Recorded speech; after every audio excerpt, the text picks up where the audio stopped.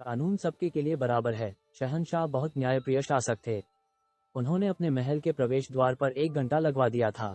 जिसको भी शिकायत हो वो उस घंटे को बजा सकता था ताकि शहंशाह आवाज को सुनकर न्याय कर सकें।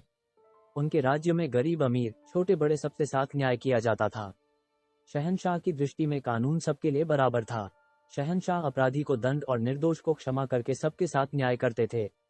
कई लोग न्याय के लिए शहंशाह के दरबार में अपनी शिकायतें लेकर आते थे। शहंशाह की पत्नी नूरजहां एक दिन धनुर्विद्या का अभ्यास कर रही थी। नूरजहां ने कुछ चुने हुए निशानों पर ही तीर चलाए। अभ्यास करते करते एक तीर नूरजहां ने हवा में चलाते हुए नदी की तरफ चला दिया, जो वहीं कहीं गिर पड़ा। इसके बाद नूरजहां अपने महल लौट आई। कुछ देर में महल के प्रवेश द्वार पर लगा हुआ घंटा जोर जोर से बजने लगा। पहरेदार ने देखा कि एक धोबन सिसकियां लेकर रो रही थी। उसके पास जमीन पर एक मृत शरीर रखा था और उसके हाथ में खून से सना हुआ तीर था। पहरेदार उस धोबन को शहंशाह के पास ले गया। धोबन शहंशाह को सलाम करके इंसाफ की दुहाई देने लगी। उसने शहंशाह को तीर दिखाते हुए कहा, हुजूर, इस तीर से किसी ने मेरे पति को मार डाला है, मुझे विधवा और मेरे बच्चों को अनाथ बना दिया है। अब मेरी और मेरे बच्चों की परवरिश कौन करेगा? शहंशाह ने उस तीर को उठाकर देखा तो उस पर शाही मोहर लगी थी। शहंशाह समझ गए कि निश्चय ही इस दुखद घटना को अंजाम किसी महल के ही व्यक्ति ने दिया है।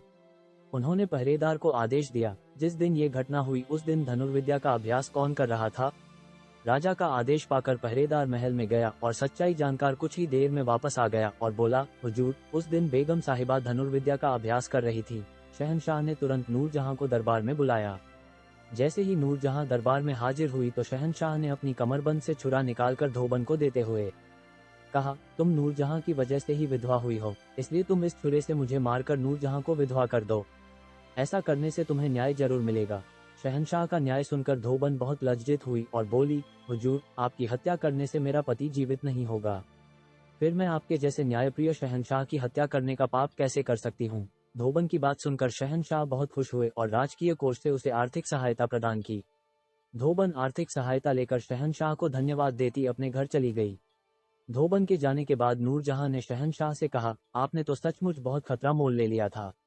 यदि वो महिला आपके आदेश का पालन कर देती तो बहुत बड़ा अनर्थ हो जाता। शहंशाह ने कहा, यदि मैं मर जाता तो उस महिला को इंसाफ मिल जाता। एक बात अवश्य याद रखना, कानून सबके लिए बराबर है। शिक्षा, इस कहानी से हमें ये शिक्षा मिलती है कि कानून की नज़र में कोई छोटा बड़ा नहीं है, बल्कि सब बराबर हैं। हमारी वीडियो आपको कैसी लगी कमेंट में जरूर बताएं और चैनल को सब्सक्राइब करना ना भूलें।